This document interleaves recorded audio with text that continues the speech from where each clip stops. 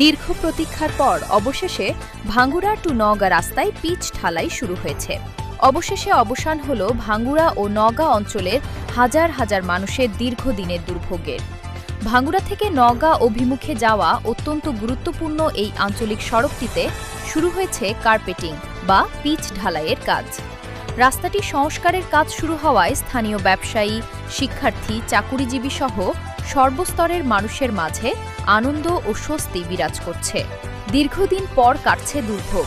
স্থানীয় সূত্রে জানা গেছে, এই সড়কটি দিয়ে প্রতিদিন চাটমোহর, ভাঙ্গুড়া, ফরিদপুর ও নওগাঁ এলাকার হাজার হাজার মানুষ এবং শত শত যানবাহন চলাচল করে। কিন্তু দীর্ঘদিন ধরে সংস্কার না হওয়ায় সড়কটির বিভিন্ন স্থানে ছোট বড় অসংখ্য খানাখন্দের সৃষ্টি হয়েছিল। বর্ষাকালে কাদা পানি আর শুষ্ক মৌসুমে ধুলোবালির কারণে রাস্তাটি চলাচলের একদম অনুপযোগী হয়ে পড়েছিল। প্রতিনিয়ত ঘটছিল ছোট বড় দুর্ঘটনা। একটি আধুনিক ও টেকসই রাস্তার জন্য দীর্ঘদিন ধরে দাবি জানিয়ে আসছিলেন এলাকাবাসী। সরেজমিনে গিয়ে দেখা যায়, ভাঙ্গুড়া নওগাঁ সড়কের নির্দিষ্ট অংশ জুড়ে আধুনিক যন্ত্রপাতি দিয়ে পিচ ঢালাইয়ের কাজ চলছে। কাজের গুণগত মান বজায় রাখতে এবং দ্রুত সময়ে কাজ শেষ করতে শ্রমিকরা দিনরাত কাজ করে যাচ্ছেন। এলাকার সচেতন মহলের মতে এই সড়কটি এই অঞ্চলের কৃষি ও ব্যবসার জন্য অত্যন্ত গুরুত্বপূর্ণ।